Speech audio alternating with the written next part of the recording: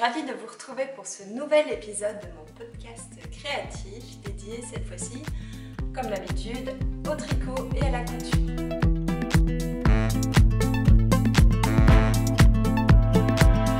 Alors, je vais commencer par vous parler de tricot. J'ai deux objets terminés, enfin surtout un objet terminé et un autre qui était déjà terminé une première fois, mais que j'ai un peu modifié. Et voilà, qui est à nouveau terminé, à vous montrer un objet en cours, quelques achats, et puis ensuite je vais vous parler de couture avec deux petites et plus grosses cousettes que j'ai envie de vous montrer.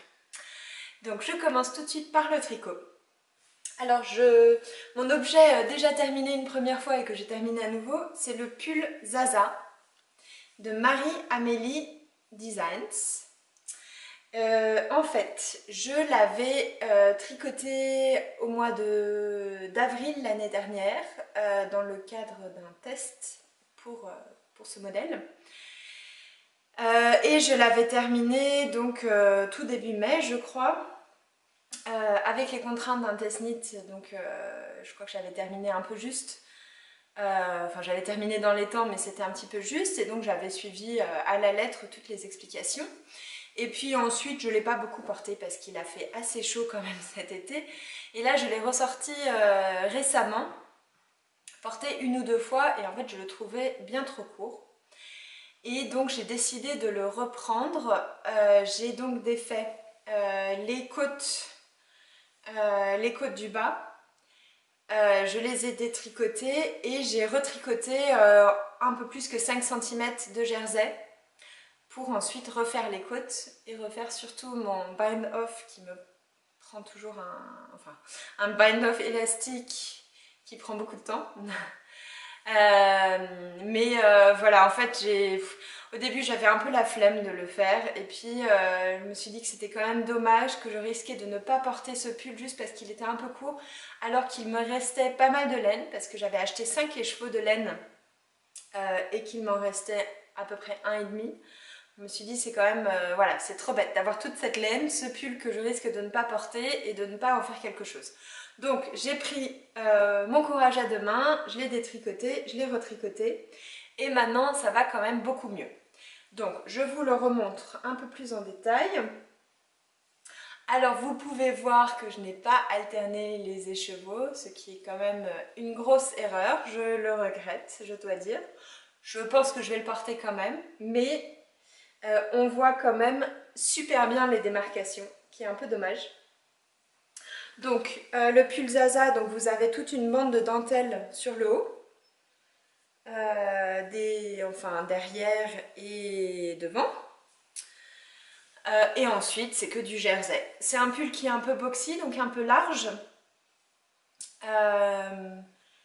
Et voilà, enfin en fait toute la partie au niveau du corps, c'est juste un rectangle, il n'y a pas d'augmentation, pas de diminution, donc voilà, un pull boxy assez sympathique avec cette dentelle. Au niveau du patron, bon bah comme ça fait quand même un moment que je l'ai tricoté et que je vous en ai déjà parlé, je ne vais pas revenir dessus. Les explications sont hyper claires, il y a vraiment, voilà, il n'y a pas grand chose à dire dessus. Je pense que c'est à la portée de tout le monde. La partie en dentelle n'est pas hyper compliquée à retenir, enfin voilà, il n'y a aucun souci là-dessus. Je crois que la seule chose qui m'avait un peu pris de temps, c'était le relevage de mailles, puisqu'on tricote séparément la dentelle dans le haut du dos et celle de devant, et ensuite, enfin je sais plus laquelle on tricote en premier, mais donc il faut relever les mailles pour faire une fois qu'on a fait celle de devant, celle de derrière ou le contraire. Au niveau de la laine, c'est de la laine de Maison Corlaine, la Wilhelm. Donc c'est une laine très jolie, moi j'aime beaucoup cette couleur. Par contre, c'est une laine qui est en partie en soie et je pense que c'est à cause de ça qu'elle bouloche énormément. Je ne sais pas si vous le voyez là. Je vais essayer de vous le montrer un petit peu, mais ça a bouloché. Ouais, ça a bouloché dès le début, dès que enfin, même pendant que je tricotais, j'avais déjà des bouloches. Alors là, je l'ai porté peut-être 3 fois ce pull et je trouve enfin, il bouloche énormément. Et c'est un peu dommage.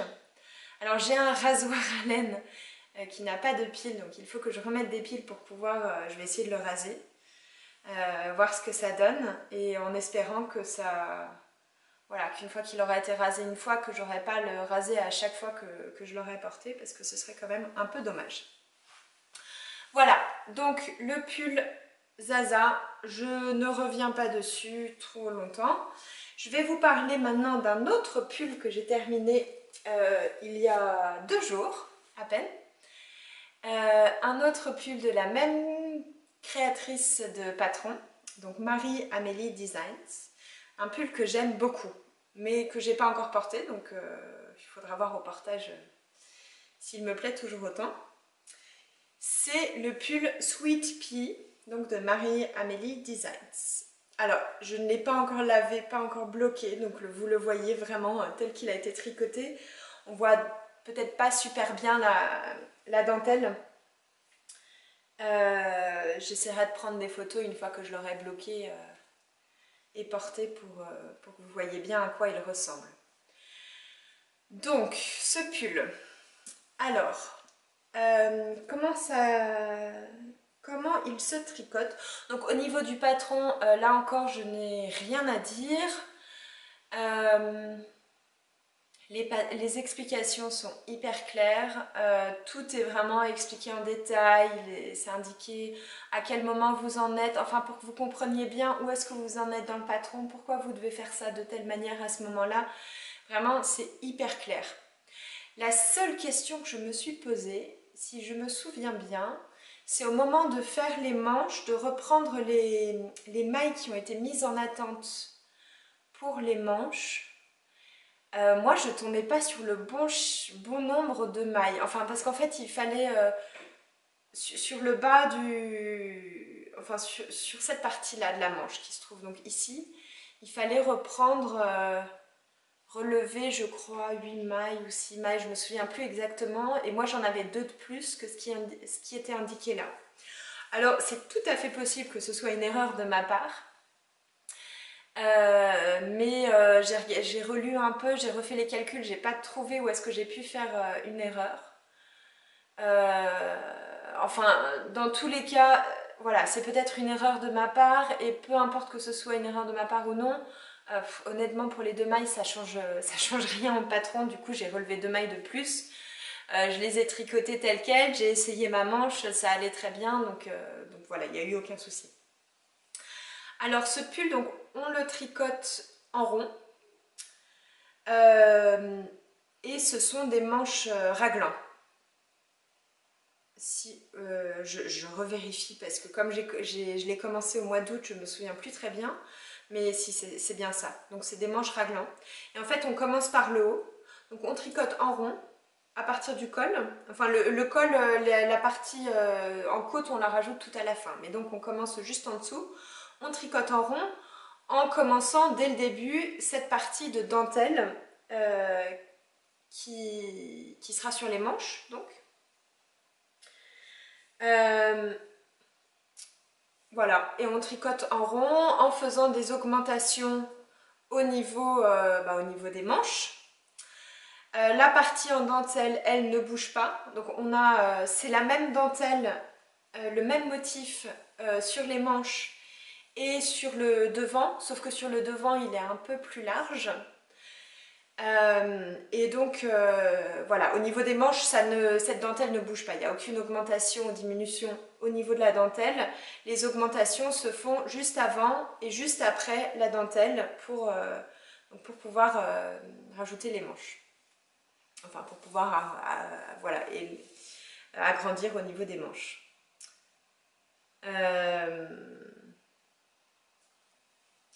Je suis en train de me demander si je vous ai pas dit une bêtise, mais...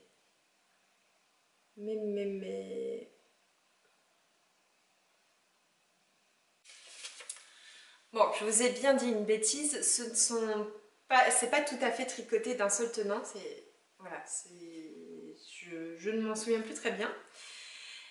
En fait, on tricote d'abord le haut des épaules, ici, donc la bande d'épaule, la bande de dentelle qu'on va avoir, le dos et l'autre bande d'épaule. Voilà, les deux épaules et le dos. Donc on commence la bande de dentelle et tout ça, on tricote, voilà, on tricote ça, et ensuite on relève les mailles qui sont donc sur le côté de la bande au niveau des épaules pour tricoter le devant. Et après on rejoint au niveau, voilà, au niveau des emmanchures et on tricote en rond tout le corps avec donc cette jolie dentelle qui est sur le devant. Voilà, je ne sais pas si j'ai été très claire, mais je vais vous montrer plus en détail. Donc vous voyez, là c'est le devant. Vous voyez qu'on a relevé les mailles ici. Donc pour pouvoir faire le devant ensuite. Et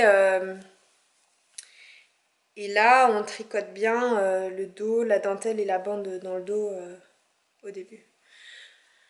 Voilà, bon, dans tous les cas, mes explications ne sont pas très claires, mais celles du patron le sont, donc vous n'aurez aucun souci à tricoter ce pull si vous souhaitez le faire.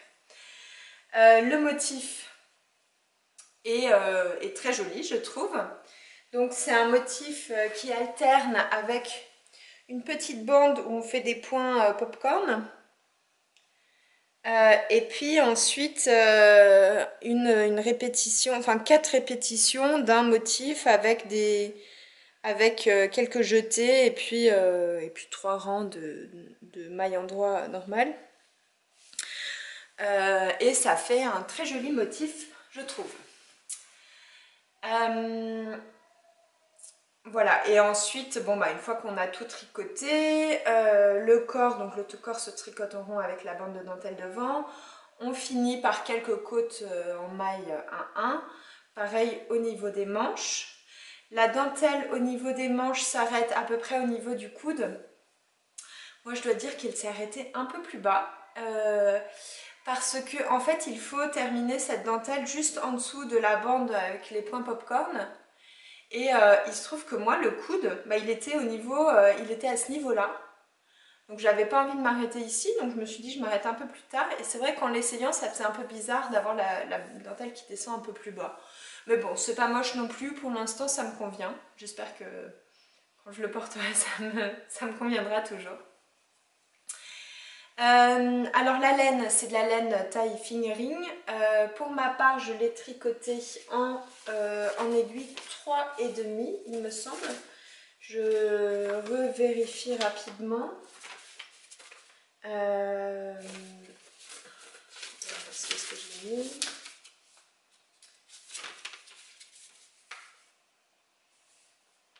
Aiguille, oui c'est bien ça, en aiguille 3,5 et j'ai fait la taille 95 cm au niveau du buste. Il est conseillé d'avoir une aisance de 2 à 7 cm, donc c'est pas une aisance énorme. Et donc moi la taille 95 cm c'est ce qui me convenait le mieux, puisque au niveau de la poitrine, moi je suis à peu près 90-92 cm. Donc voilà. En ce qui concerne la laine, c'est de la laine de By Night Dyes de Nathalie. Je l'ai acheté au salon qui a eu lieu à Clamart au mois de mai, Clamart Fit, où j'ai pu rencontrer Nathalie en vrai et surtout voir ses laines en vrai. Donc j'étais ravie. Je trouve que c'est bien plus agréable d'acheter ces laines quand on les voit, qu'on peut les toucher, qu'on peut regarder les couleurs, que de les acheter sur internet, ce que j'ai un petit peu de mal à faire. Et d'ailleurs les quelques fois où j'ai acheté sur internet, je me suis un peu plantée dans les couleurs. Et j'ai choisi une couleur que je n'aurais probablement pas choisie si j'avais dû la choisir sur internet par exemple. C'est pas une couleur rose un peu saumon, c'est pas une couleur qui me plaît beaucoup normalement. Et puis là, en voyant ces laines, ça m'a donné envie. Et Et ça me plaît bien, j'en suis assez contente, je n'ai aucun pull de cette couleur-là, donc c'est vrai que ça me change un peu de mes habitudes. Normalement j'ai des couleurs quand même, enfin des pulls de couleurs bien plus foncées, ou alors bleu, beaucoup de bleu. Mais cette couleur-là, j'avais jamais fait, et donc bah, j'en suis ravie. Et la laine, alors j'ai une étiquette. C'est, alors vous n'y voyez rien, c'est donc de la By Night Dyes. C'est alors le type de laine s'appelle la Milky Way. Et c'est la couleur cachou cochenille. Alors en fait les laines de Nathalie sont teintes avec des matières naturelles uniquement. Ce qui fait que les couleurs sont peut-être pas tout à fait les mêmes qu'avec des colorants chimiques. Donc là c'est teint avec du cachou et de la cochenille.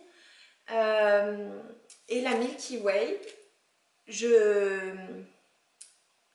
en fait c'est de la laine avec, ça ressemble un peu à des speckles qu'on a, puisqu'on a plein de petites touches de noir, de blanc, de marron dessus. Mais en fait c'est pas intégré dans la teinture de la laine, ce sont des petits morceaux de laine rajoutés, j'ai l'impression. Qui sont un peu feutrés, du coup qui s'accrochent à la laine, mais qu'on peut retirer, enfin qui se retire si on le veut, voilà. Mais je trouve que le rendu est assez sympathique. En tout cas moi il me plaît bien. Ça fait, voilà, ça ressemble un peu à des speckles, mais sans être vraiment des speckles. Ça rajoute quelques petites nuances de couleurs et voilà. Et sinon, la couleur principale, cette couleur un peu saumon, alors il y a des nuances dans la laine. Il y a des endroits où elle est un tout petit peu plus rouge, plus rose, plus marron, plus claire que d'autres. Mais de manière générale, je trouve que la laine est hyper homogène. Je n'ai pas alterné les écheveaux et je trouve qu'on ne voit aucune démarcation. Et ça, j'en suis ravie. Non, et voilà, cette laine a été très agréable à tricoter. Pour la consistance, c'est de la 85% Merino Superwash et 15% viscose. Voilà, donc ça c'est mon pull Sweet Pea de Marie-Amélie Designs. Alors, ensuite, ça c'est pour mes objets terminés. Maintenant, j'en viens à l'un de mes tricots en cours. J'en ai plusieurs, mais ça c'est le plus gros et en fait, moi j'aime pas beaucoup avoir trop d'encours et ces derniers temps j'en avais pas mal puisque j'avais le Sweet Pea. Alors j'avais un moment en même temps le Sweet Pea, le Zaza et le Fleece Cardigan que je vais vous montrer, que je vous avais déjà montré il y a un mois et demi, et des mitaines. Et 4 encours, moi ça me fait vraiment beaucoup. Et surtout que j'avais envie de commencer d'autres choses en plus. Et là je me suis vraiment forcée à terminer dans l'ordre ces pulls, donc je me suis forcée tout un week-end à tricoter que le Zaza parce que je voulais absolument le finir. Un tricoté à Rambouillet qui m'a bien fait avancer. Ensuite je me suis forcée toute la semaine à finir le Sweet Pea. Alors j'ai de la chance parce que cette semaine j'ai eu beaucoup de trains, beaucoup de temps dans les transports où j'ai pu tricoter pas mal. Enfin, de la chance, tout est relatif, hein, parce que du coup, il fallait que je parte de la maison à 6h moins le quart tous les matins cette semaine, ça a été un peu dur. Mais ça m'a permis de tricoter presque 2 heures le matin et 2 heures le soir pour rentrer, donc c'était pas mal. Ça m'a bien aidé à avancer. Et donc maintenant, j'en suis au Fleece Cardigan que j'aimerais terminer. Donc j'ai fait une bonne partie du corps déjà, il me reste plus que à finir le corps, là j'en suis presque aux côtes, et les manches, donc normalement ça devrait aller assez vite. Bon, et je suis en train de commencer mon prochain pull, mais ça je vais vous en parler après. Donc le Fleece Cardigan, alors je vous l'avais montré la dernière fois, c'est un modèle de Anne Mir, je ne sais pas comment ça se prononce. Fleece Ladies Cardigan. Je pense qu'elle est norvégienne ou scandinave, je ne sais pas exactement de quel pays. Pour ma part, les explications sont en anglais. Je pense qu'elles n'existent pas encore en français. Elles sont disponibles je crois qu'elles sont disponibles en allemand aussi. donc en anglais.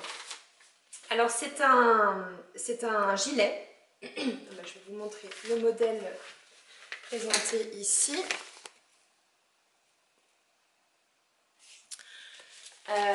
C'est un modèle donc qui se commence par le haut vers le bas, sans couture, donc comme ce que j'ai eu l'habitude de faire ces derniers temps, avec un empiècement en jacquard. Et on tricote tout en rond et à la fin on coupe, on fait un stick devant pour séparer la partie droite et la partie gauche du gilet, et on rajoute une boutonnière, enfin une boutonnière devant. Donc, comment ça s'appelle enfin de quoi faire les boutonnières, ça se rajoute à la fin une fois qu'on a découpé sa laine. Donc pour le modèle, alors donc il y a cette partie en jacquard au niveau de l'empiècement, pour laquelle on a plusieurs propositions de couleurs, de types de couleurs à faire.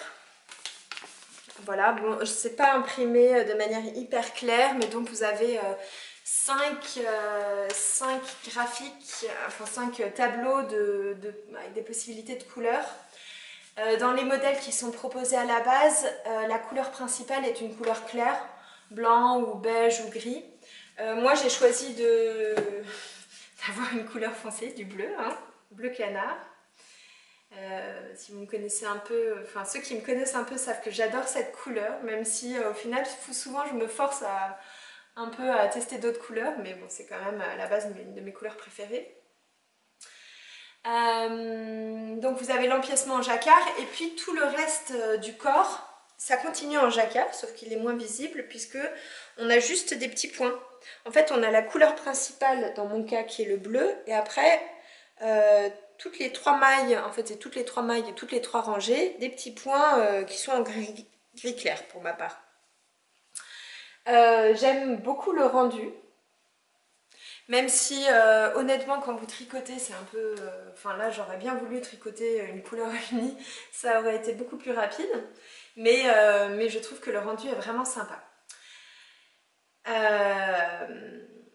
Voilà, et là moi ce qui me reste à faire, donc c'est... Il y a une toute petite partie en jacquard avec une autre couleur sur le bas, avant de terminer avec les côtes qui se font dans la couleur contrastante principale, donc le gris clair pour ma part.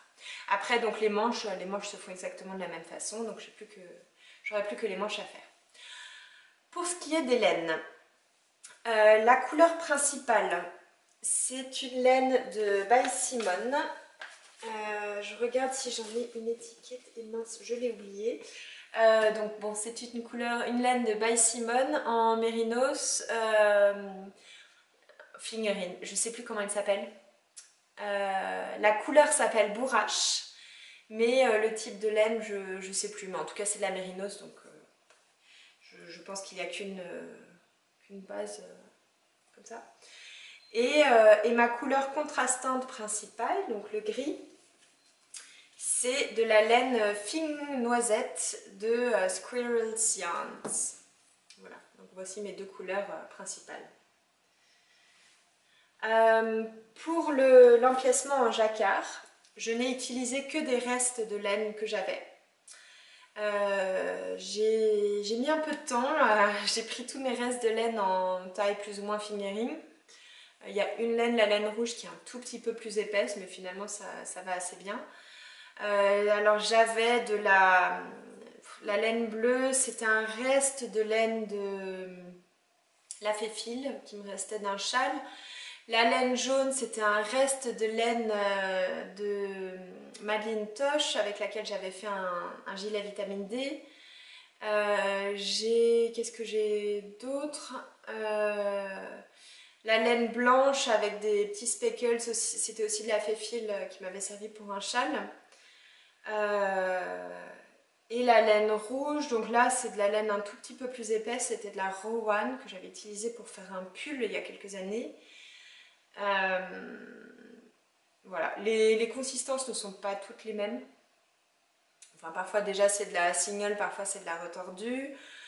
Parfois de la mérinos et parfois la Rowan, je ne sais pas ce que c'est exactement comme laine, mais bon, clairement elle est un peu différente. Mais bon, comme c'est intégré dans un empiècement jacquard, je trouve que ce n'est pas catastrophique que les laines ne soient pas tout à fait de la même taille. Enfin, voilà, c'est quand même de la figurine dans tous les cas. Et bah, moi j'aime bien mes couleurs. C'est des couleurs assez vives du coup que j'ai choisies.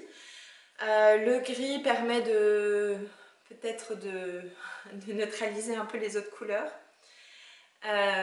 Mais ça me plaît bien.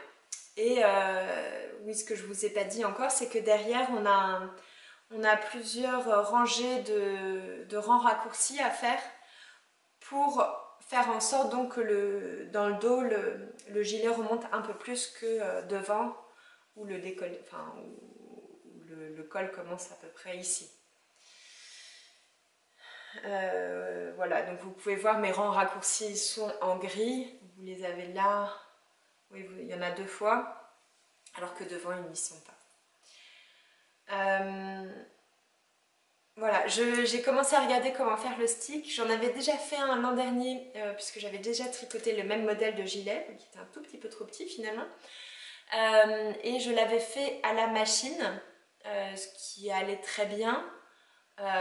J'ai pas perdu de mailles, enfin j'ai bien fait attention à prendre toutes mes mailles, puisque quand on fait le stick, en fait le but c'est d'abord de récupérer bien toutes les mailles, donc soit avec une couture très étroite, enfin avec des points très très peu larges pour bien prendre toutes les mailles, ou alors il y a aussi une méthode de stick au crochet, on récupère toutes les mailles au crochet.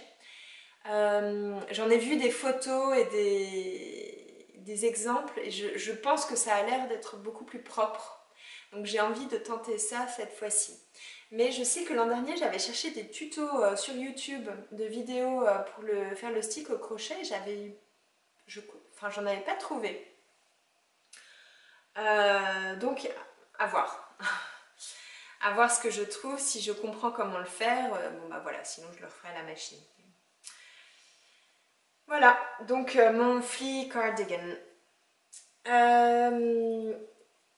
Alors mon prochain projet, c'est un projet très rapide normalement, mais qui me prend beaucoup de temps parce que j'ai un peu la flemme de tricoter. Ce sont des mitaines. Et ce sont des mitaines qui s'appellent, d'après un modèle qui s'appelle... Alors j'ai imprimé le modèle, et puis en fait mon imprimante ne marchait pas à ce moment-là. Et donc il y a des trous blancs, et enfin ça me sert à rien, parce que du coup par exemple le titre n'a pas été bien imprimé. Mais le nom a quelque chose à voir avec Hermione et Ron, donc ça vient de Harry Potter. Je crois que c'est Hermione Haunts Ron ou quelque chose comme ça. J'ai choisi ce modèle parce que j'avais besoin des mitaines. Enfin, j'ai plus de gants, j'ai tendance à perdre mes gants. Mais j'avais un peu la flemme de faire des gants et du coup j'avais envie de faire des mitaines. J'ai trouvé ce modèle qui est assez basique, assez... enfin voilà, les mitaines c'est pas très compliqué à faire. Il y a un petit point, un petit motif sympathique et le modèle est gratuit. Et puis je participe au tournoi Knitich, donc dont le but est de tricoter le plus de mètres possible sur un temps donné pendant les matchs. Et on a des points bonus si on a des projets qui ont un rapport avec l'univers d'Harry Potter. Donc comme ce patron vient du monde d'Harry Potter, ça me fait un point bonus à chaque match où je le présente. Mais je pense que là pour le prochain, enfin le troisième match est en cours, je pense que je vais essayer de les terminer pendant ce match-ci. Donc j'ai fait une des mitaines que voici, que vous ne voyez pas super bien parce que la laine est un peu foncée. Mais ah oui, je ne l'ai pas tout à fait fini, j'ai pas fini le pouce. Mais j'ai fini le reste. Donc voilà, vous pouvez voir le motif si la mise au point veut bien se faire. Voilà, bon, j'ai pas grand chose à dire. J'ai un peu raccourci cette partie-là qui dans le modèle était plus longue parce que je trouve que quand on met un manteau ou un pull par-dessus, c'est pas hyper pratique d'avoir des manches, des mitaines pardon, qui arrivent presque au coude. Donc je les ai un peu raccourcis. Et donc je les tricote dans des aiguilles, avec des aiguilles de taille 4,5 je crois. Ce n'est pas indiqué sur mes aiguilles. Je crois que c'est 4,5. Ou 4, peut-être 4. C'est 4 mm, pardon. Et la laine, c'est de la laine de taille DK. Et en mérinos. Et c'est de la laine que j'ai teinte moi-même. Il y a 3 ans, je crois, avec quelques copines. Et c'est de la laine qu'on a teinte, enfin que j'avais teinte avec des matières naturelles. Donc j'avais acheté avec ses amis sur le site de Alice Création, à la fois la laine et de quoi les teindre. Et alors j'avais teint, je crois, l'équivalent de 2 écheveaux de laine ce jour-là. Sauf que ça m'a fait des choses... Alors j'ai fait plusieurs essais. J'ai plusieurs nuances de jaune et puis j'ai cette espèce de violet marron un peu fadasse que j'aime pas beaucoup honnêtement, mais je me disais que pour les mitaines ce sera parfait, j'ai pas besoin d'une couleur hyper jolie, hein, ce sera quand même pour porter surtout à la maison ou au boulot, enfin bon voilà, donc je me suis dit que ce serait parfait. Ça fait un moment que j'avais envie d'utiliser ces laines, j'aime pas beaucoup avoir beaucoup de laine en stock non utilisée, donc j'essaie quand même de trouver régulièrement des projets pour les laines que j'ai en stock. Voilà, donc ces mitaines, c'est un peu le projet parfait, c'est assez rapide à tricoter. Ah oui, l'autre problème que j'avais quand j'avais fait ces teintures de laine, c'est que j'ai teint des quantités avec lesquelles il est difficile de faire quelque chose. J'avais pas trop réfléchi avec à ce que j'allais en faire. Au final, j'aurais mieux fait de teindre des plus petites quantités pour tester, quitte à refaire une deuxième séance de teinture pour teinter des plus grandes quantités si ça me plaisait, mais bon bah là j'ai des demi ou des quarts d'écheveau d'une couleur dont voilà, donc c'est un peu compliqué de faire quelque chose. Mais voilà, donc c'est mitaines. Et alors mon prochain projet que je suis en train de préparer, donc j'ai fait plusieurs échantillons, ce sera un pull que j'ai envie de patronner moi-même en me basant sur différents patrons, mais donc en adoptant un peu les calculs à l'échantillon que j'ai. Et avec des laines que j'ai depuis 1 an et demi. En fait, c'est un ensemble de laines que j'ai commandé il y a 1 an et demi pour un cal que je n'ai jamais fait. Donc c'est arrivé dans un très joli emballage. Bon là encore la mise au point se fait moyennement. Avec en fait dedans donc plein de laines de couleurs différentes, dont 10 pelotes de Stone Washed, c'est la marque Chipies, et puis une dizaine de pelotes en coton de couleurs différentes. Voilà. Donc en fait, à la base, le cal, c'était organisé par la marque Chipies en collaboration avec une crocheteuse néerlandaise qui s'appelle Kirsten Ballering de Haak Marak. Et c'était pour faire une espèce de grand plaid enfin, c'est pas vraiment un châle, mais un grand rectangle au crochet, avec comme couleur de base donc cette laine Stone Washed qui est en grande partie en coton, 78% de coton et 22% d'acrylique. Et donc avec plein de motifs de différentes couleurs, donc en utilisant les couleurs qui sont envoyées là-dedans. Et alors en fait c'était un peu idiot, mais ce cal a été lancé en janvier ou février 2017. Et sur le coup, quand je l'ai vu, j'ai trouvé ça super joli, j'ai beaucoup aimé le modèle. Et je l'ai commandé sur un site néerlandais, je crois. Et puis, je me suis pas rendu compte au moment où je l'ai commandé qu'ils étaient en rupture de stock et que l'ensemble n'arriverait que 2 ou 3 mois plus tard. Donc quand je l'ai reçu 2 ou 3 mois plus tard, déjà, le modèle me faisait moins envie. Et puis à ce moment-là, j'étais en début de grossesse, j'étais malade comme un chien. L'odeur de la laine, l'idée de tricoter m'insupportait, enfin j'étais pas capable de faire quoi que ce soit. Et donc voilà, j'ai laissé tomber. Et puis quand j'ai ressorti ce carton, je me suis dit que ce serait quand même dommage de rien y faire. J'ai hésité pendant un moment à faire ce plaid. Et au final, j'ai décidé de ne pas le faire parce qu'il voilà, en fait, il me plaît pas assez. C'est un grand plaid, mais les mesures sont un peu bizarres. Enfin, en fait, c'est un grand plaid à porter autour du cou, mais finalement, à mettre autour du cou, je trouve qu'il est un peu trop large, trop long. Par contre, il est trop juste pour faire une couverture, parce qu'en tant que couverture, ça aurait pu être sympa. Et voilà, donc j'ai décidé de ne pas le faire, et j'ai décidé de faire un pull, puisqu'avec 10 pelotes de coton comme ça, j'ai largement de quoi faire un pull. Là, par pelote, il y a 130 mètres, 50 grammes. Donc avec 10 pelotes, ça me fait 1300 mètres de laine, ça suffit, moi ça me suffit pour un pull.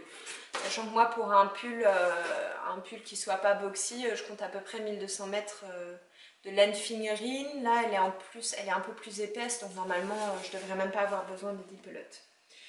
Et par contre j'avais envie d'utiliser un peu les nuances de coton qui seront dans ce pull, enfin pardon, que j'avais reçu, les utiliser dans le pull. Et donc j'ai fait ces 2-3 dernières semaines, j'ai fait pas mal d'essais. Alors au début je voulais faire du jacquard, je voulais faire quelque chose en jacquard. J'ai fait des essais, finalement ça me plaisait pas beaucoup, donc j'ai tout défait, je peux pas pouvoir vous le montrer. Par contre au final, j'ai là mon dernier échantillon que j'ai fait hier soir. J'ai bon, il est tout petit, hein. J'ai déjà fait beaucoup d'échantillons plus grands aussi en jacquard ou avec différents motifs, mais là, ce que j'ai fait, donc, c'est de tricoter en maille endroit normale la laine principale et de faire juste des petits points popcorn dans les laines de couleurs contrastantes. Et donc je me suis dit que j'allais faire ça sur le pull. Que j'allais faire un empiècement avec ces motifs là. Alors je sais pas encore combien de couleurs contrastantes je vais prendre. Dans le carton là il y en a une petite dizaine. Je trouve que ça fait un peu trop. Je sais pas si je vais en prendre 3 ou 5 et les faire peut-être au niveau de l'épaule comme ça. Voilà, bon je vous montrerai si j'en fais quelque chose et si je ne change pas d'avis avant. Pour le tricot, c'est tout. Si, j'avais encore une chose à vous montrer que j'ai oublié de descendre, donc je vais aller la chercher. Ce sont des livres. Ces derniers temps, en fait, j'ai pas beaucoup de livres de tricot. J'ai appris à tricoter avec un livre pour débutants que ma mère m'avait offert il y a plus d'une dizaine d'années, je crois. Mais j'ai jamais acheté beaucoup de livres de tricot. J'ai appris tout ce que je sais, je l'ai appris en regardant des tutos sur internet ou en apprenant avec ma mère ou avec ma grand-mère. Et donc quand j'ai découvert Ravelry il y a quelques années, j'ai commencé à acheter des patrons sur Ravelry, à suivre ces patrons. Alors qu'au début, comment expliquer ça clairement? En fait, quand j'ai commencé à tricoter, j'ai tricoté... j'ai pas tricoté de pull, j'ai tricoté surtout des bonnets, des écharpes et des gants, mais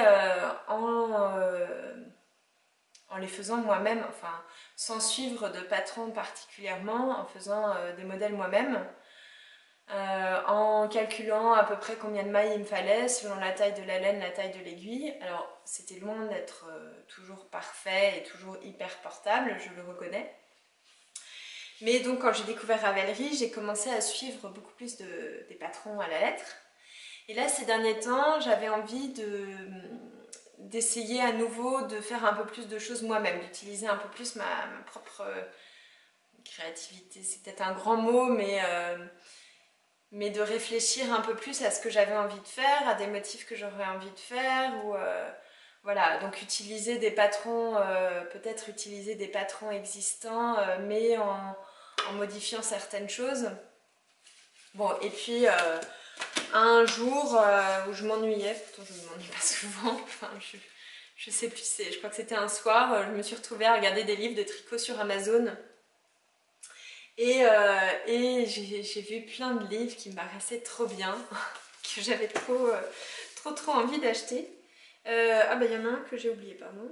Bon là j'en ai 4 devant moi.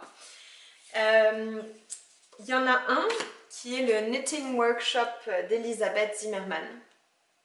Alors je l'ai acheté parce que j'ai trouvé plusieurs blogs américains notamment où il était fortement recommandé. C'est un livre ancien, hein, c'est écrit à la machine à écrire à l'intérieur. Ce sont des photos en noir et blanc. Mais c'est vrai qu'il est très bien fait, j'ai commencé à le regarder un petit peu. Il explique différents types de construction de pulls, que ce soit en tricot en rond ou avec des coutures, que ce soit avec un empiècement en rond ou alors en faisant, en faisant les mailles, pardon, les manches, non, soit des manches raglan, soit des manches qu'on rajoute par la suite. Enfin voilà, il y a différents modèles de pulls qui sont expliqués très clairement. Donc voilà, si vous avez envie de patronner vous-même votre pull, je pense que ce livre m'a l'air assez pratique. Alors, je ne l'ai pas encore lu en détail, mais pour ce que j'en ai lu jusqu'à maintenant, il m'a l'air très bien. Ensuite, j'ai acheté le grand livre de Vogue Knitting, qui est un peu une bible du tricot. Et ce livre est génial. Je l'ai reçu il y a 3 jours, hein, sachant que j'étais bien occupée cette semaine. Enfin non, il y a peut-être une semaine, mais enfin, j'ai pas eu le temps de beaucoup le lire. Mais je l'ai regardé un peu hier soir. Et il y a vraiment beaucoup de choses qui sont expliquées, que ce soit au niveau de la laine, au niveau de comment faire l'échantillon, selon le type de laine, selon le type de tricot qu'on fait. Les façons de tricoter, les différentes méthodes pour faire du jacquard, alors en expliquant aussi selon comment on tient le fil, quel fil dans quelle main, comment les couleurs peuvent ressortir ou non. Il y a des modèles de dentelle et avec à chaque fois des explications très détaillées de comment tenir ses aiguilles, comment faire tout ça. Enfin, ce livre m'a l'air génial et je crois que je vais beaucoup l'utiliser. Il y a pas mal de motifs de dentelle ou de jacquard dedans aussi. Il est aussi expliqué assez clairement comment peut être construit un pull, à la fois le corps, les manches. Il y a différents types de côtes qui sont expliqués. Enfin voilà, il a l'air vraiment très bien. Aussi des types de bonnets qui sont montrés.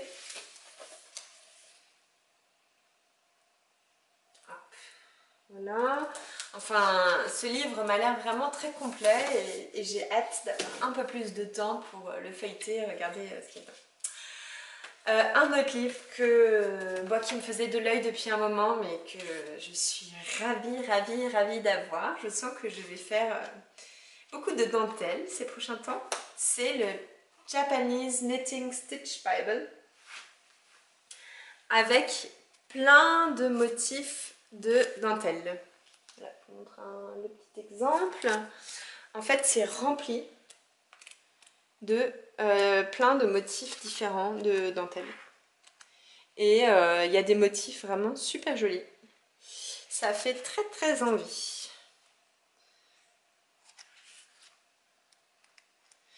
Et je me dis qu'à la fois, même sans tricoter des pulls, mais bon, tricoter des bancs ou des gants, pardon, ou des bonnets en utilisant ces motifs, ça me fait très envie. Parce qu'aussi pour les bonnets, sur la fin, il est expliqué aussi des motifs qu'on peut utiliser, enfin comment on peut faire des augmentations et diminutions dans ces motifs. Voilà, et le dernier livre que j'ai acheté, c'est un petit livre qui n'est pas très cher, qui coûte 12 € et où il est question de cast on et bind off, donc de montage de mailles et de rabat de mailles. Et alors là je ne l'ai pas encore regardé, mais parce que au final moi j'utilise toujours la même méthode. Régulièrement je regarde des tutos sur internet pour quand je cherche une nouvelle méthode, mais j'oublie après comment c'était Et la fois d'après, je la réutilise pas. Donc bon bah voilà, je me suis dit que là, ça allait être l'occasion de peut-être utiliser plus souvent des méthodes différentes, plus adaptées à ce que je tricote, notamment au niveau de l'élasticité, demander s'il faut que ce soit élastique ou pas. Et voilà, bon, je peux pas vous en parler plus que ça parce que je ne l'ai pas encore regardé. Voilà, donc ça c'est tout pour le tricot. On va passer à la couture et j'ai deux cousettes à vous montrer, et notamment le pull que je porte. Alors là encore, il est tiré d'un magazine, le Ottobre, un magazine de l'année dernière je crois, et malheureusement je ne l'ai pas avec moi.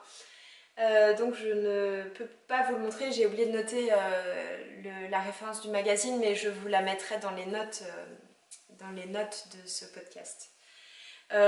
C'est un petit t-shirt aux manches longues, tout simple en fait, boxy. Donc voilà, c'est presque un rectangle de tissu qu'on utilise. Ici devant, on a quelques plis, on a 6 plis en tout, 3 de chaque côté quand on part du milieu. Ici devant, donc pour diminuer le rectangle. Et les manches, donc voilà, commencent ici. Donc voilà, j'ai pas grand chose à vous dire dessus parce qu'en fait il est vraiment tout simple à faire. C'est un rectangle de tissu et des manches et puis on rajoute une petite bande au niveau du col. C'est vraiment pas très compliqué à faire. J'aime bien le rendu. J'ai pris un tissu en jersey assez fluide que j'avais acheté chez Benitex à Bobigny, et qui va très bien avec ce modèle. Je pense que pour mettre des t-shirts un peu boxy comme ça, il faut que le tissu soit fluide et retombe bien. Donc là c'est parfait. Je pense que le jersey est un peu en acrylique, j'ai l'impression. Je suis pas complètement sûre. Quand on achète chez Benitex, on sait jamais trop en quoi les tissus sont faits, c'est le problème. Benitex, si vous ne connaissez pas, c'est une sorte de hangar avec plein de tissus pas très chers. Je crois que ce sont beaucoup de déstockage de grandes marques. Donc vous pouvez tomber sur des très beaux tissus et puis sur des trucs très moches aussi. Mais il y a vraiment un peu tout. Et par contre, voilà, c'est un hangar qui est rempli de gros rouleaux de tissu. Donc forcément quand on y va on ressort toujours les bras pleins de coupons de tissu, mais voilà, le problème c'est que la consistance du tissu n'est pas toujours indiquée, comme dans d'autres magasins d'ailleurs. Et l'autre couture que je voulais vous montrer, c'est mon trench luzerne de Direndo. Je vais le porter, ce sera plus simple, comme ça vous verrez mieux.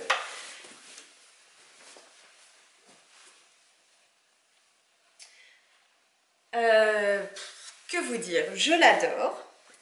Je le porte tous les jours en ce moment, depuis un peu plus d'un mois, depuis qu'il s'est mis à faire moins de 40 degrés.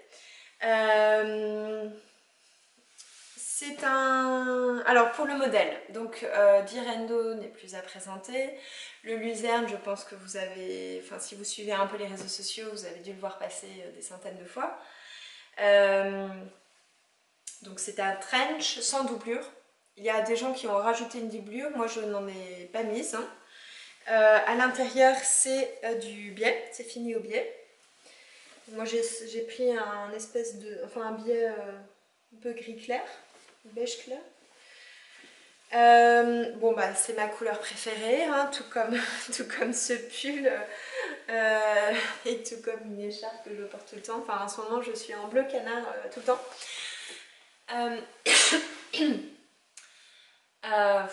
Voilà, j'ai pas grand chose à vous dire dessus. Alors si, au niveau du modèle, donc j'ai bien pris mes mesures. C'est quand même une grosse pièce à coudre. Si je me souviens bien, bon je l'ai tricoté au mois de mai donc ça remonte un petit peu, mais si je me souviens bien, il y a plus que 20 pièces de patron à découper, ce qui fait quand même beaucoup. Ça prend beaucoup de temps. Il faut être assez précis, donc là je me suis quand même bien pris le temps de prendre bien mes mesures, de bien l'adapter. Donc pour ma part je suis entre la taille 40 au niveau de la poitrine et 42 au niveau des hanches chez Direndo. J'ai allongé un tout petit peu le buste parce que moi j'ai un buste assez long, donc souvent je rajoute quelques centimètres. Là j'ai rajouté 5 centimètres au niveau du buste. Et j'ai rajouté quelques centimètres aussi au niveau de la manche. Je me souviens plus exactement combien, je crois que j'ai dû rajouter 2 centimètres à l'endroit qui est indiqué où on peut agrandir la manche et 2 centimètres sur la fin, sur le bout de la manche, donc 4 centimètres en tout pour la manche parce que j'avais peur que ce soit un tout petit peu court. Et pour un manteau, enfin pour un trench, moi j'aime bien voilà, pouvoir tenir mes manches comme ça. J'aime pas quand elles remontent trop. Donc c'est pas mal. Bon, finalement, elles sont presque un tout petit peu trop longues, mais ça va. Voilà, sinon j'ai suivi les explications à la lettre. Je pense que j'aurais pu adapter un tout petit peu plus la poitrine. Je trouve que, enfin moi j'ai pas énormément de poitrine, donc j'aurais peut-être dû faire un petit ajustement ici pour réduire l'ampleur au niveau de la poitrine. Mais c'est pas catastrophique, hein. Et puis je pense que si je me mets à porter un pull en dessous, enfin un ou deux pulls en dessous, hein, là quand il va faire un peu plus froid, ça se verra pas beaucoup, hein. Les boutonnières sont des boutonnières passe-poilées. Donc ça veut dire qu'au lieu de faire normalement les boutonnières de base, vous les faites à la machine, donc avec plein de points très serrés tout autour de l'endroit où le bouton doit passer, puis après vous découpez le milieu. Là, c'est pas tout à fait comme ça. En fait, on rajoute une sorte de passepoil. Enfin, en fait, là, en l'occurrence, c'est juste un petit carré de tissu qui est plié en deux en bas et un autre petit carré de tissu plié en deux en haut. Et on coud tout ça ensemble. Et j'avais déjà fait des choses un peu dans ce style-là, mais pas avec des tissus aussi épais, puisque là, c'est une gabardine quand même assez épaisse. Et honnêtement, j'ai eu du mal. J'ai eu du mal à faire quelque chose de précis parce que du coup, quand on fait ces boutonnières passe-poilées, il faut, on les coud d'abord d'un côté, ensuite il faut qu'elles ressortent de l'autre, mais pour ça, il faut découper les coins de ce trou qui se forme dans le tissu principal et il faut que ce soit hyper précis. Donc quand vous découpez le le coin, il faut vraiment aller jusqu'au bout, mais sans découper trop, puisqu'après vous découpez votre couture. Et enfin, il faut être vraiment très précis. Et moi, là, avec l'épaisseur du tissu, j'ai eu du mal à faire quelque chose de joli, ce qui fait qu'il y a des plis dans les coins là. C'est pas, je sais pas si vous voyez bien. Mais là, j'ai sur presque toutes mes boutonnières. Et pourtant, je me suis appliquée, j'ai passé du temps dessus. Mais vraiment, j'ai eu du mal à gérer les épaisseurs. Et du coup, à chaque fois, ça fait un petit pli un peu moche. Et puis, on voit un peu les coutures qui ressortent. Sur l'intérieur, on voit un tout petit peu l'isofix là qu'il fallait mettre. Enfin, ces boutonnières-là, elles ne sont pas parfaites. Voilà, j'étais un peu déçue, mais bon, bah, au bout d'un moment, j'avais pas envie d'y passer des journées entières. Enfin, j'avais envie d'avancer quand même. Et en fait, il y en a une que j'ai refait plusieurs fois, mais j'ai pas réussi à avoir un rendu parfait, hein. Bon, de loin, je pense que ça se voit pas trop, mais les petits plis se voient quand même. Bon, voilà, c'est un peu dommage, mais c'est comme ça et je porte mon manteau quand même. Les boutons que j'ai rajoutés, ce sont, je sais plus d'où ils viennent, mais c'est des boutons noirs assez basiques que j'ai rajoutés. Juste au niveau des manches que j'ai rajouté des boutons un peu plus jolis en tissu. Voilà. Et puis derrière, il y a un bouton là au milieu. J'ai pris un gros bouton noir que j'avais en stock. Donc cette pièce, c'est une grosse pièce. Je ne le conseillerais pas forcément à des débutants parce que ça prend quand même un peu de temps, enfin beaucoup de temps, et que il faut quand même savoir bien utiliser sa machine. Et bon bah vous voyez, même enfin moi qui ai quand même un minimum d'expérience, hein, je suis pas une experte, mais ça fait quand même quelques années que je couds. Là les épaisseurs, j'ai eu du mal à les gérer pour les boutonnières. Pour le reste, ça allait hein, sans souci. Mais voilà, donc il faut quand même pas mal de temps, et je pense qu'il vaut mieux avoir un tout petit peu l'habitude. Et puis vous avez quand même des coutures, vous voyez les coutures ici un peu arrondies avec le volume. Il faut quand même savoir bien les prendre. Enfin, en fait, voilà, c'est pas forcément évident pour des débutants puisque c'est pas complètement plat. Bon, quand vous cousez une robe, c'est pareil, hein, mais là, avec l'épaisseur du tissu, ça peut être un peu plus difficile. Et puis, bon, et puis il faut quand même une certaine patience pour coudre toutes ces pièces du patron. Voilà, je crois que je vous ai dit tout ce que j'avais à vous dire sur le patron. Le patron est très clair, je ne me souviens pas avoir eu de difficultés particulières, bon, bah, en dehors des difficultés dont je vous ai parlé, mais qui ne sont pas liées aux explications, qui sont plus liées à la pratique et à la technicité qu'on peut avoir.